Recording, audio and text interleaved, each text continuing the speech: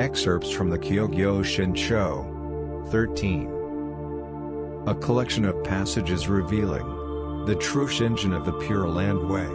Passages 11 to 13. Compiled by Jodo Shinran, disciple of Shakyamuni. 11. The Commentary on the Contemplation Sutra, by the Master of Kwangming Temple states, the Buddha's transcendent powers work in accord with the intentions. Has two meanings. First, it means, in accord with the intentions of sentient beings, all shall be saved in accord with their thoughts and desires. Second, it means, in accord with the will of Amida. With his 5 kinds of sight, he perceives all being perfectly. And with his 6 transcendent powers, he works freely and without reservation. When he sees a being ready to be saved, in a single thought moment, neither before nor after, he appears before that being, in both body and mind. And with the 3 wheels of thoughts, words and deeds, he brings him to the realization of enlightenment. Thus, the ways in which he benefits beings differ according to their natures. 12. Further, it states, the 5 defilements, and the 5 forms of suffering, are common throughout the 6 courses. Not a single being has ever been free of them. We are constantly assailed and afflicted by them. If there were a person not afflicted by such suffering, he would not belong to the group of ordinary beings. 13. Further, it states, the passage from what are these 3, 2, born without fail in that land, clearly delineates the 3 minds, and explains that these are the true cause resulting in birth. There are 2 points elucidated by this passage.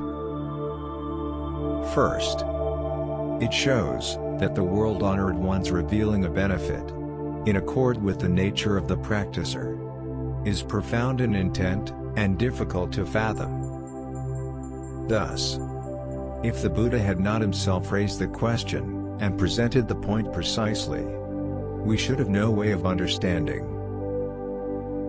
Second, it shows that the Tathagata himself answers, setting forth the previously mentioned 3 minds. The sutra states, the first is sincere mind. Shiho. Shi means true. Jo means real. This shows that the understanding and practice of all sentient beings, cultivated through their bodily, verbal, and mental acts, unfailingly take as essential what was performed by Amida, with a true and real mind. We should not express outwardly signs of wisdom, goodness, or diligence. For inwardly, we are possessed of falsity. We are filled with all manner of greed, anger, perversity, deceit, wickedness, and cunning. And it is difficult to put an end to our evil nature.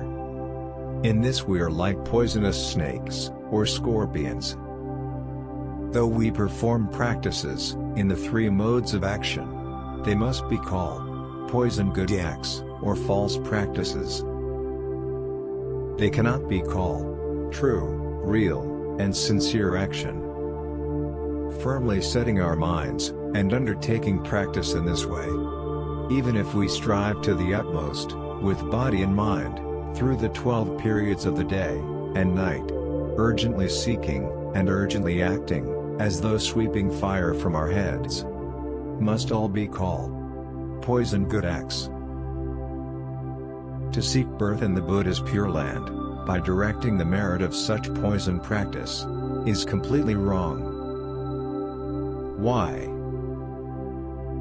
Because when, in his causal stage, Amida Buddha was performing practices as a bodhisattva, in every single moment, every single instant, he performed his practices, in the 3 modes of action, with a true and real mind.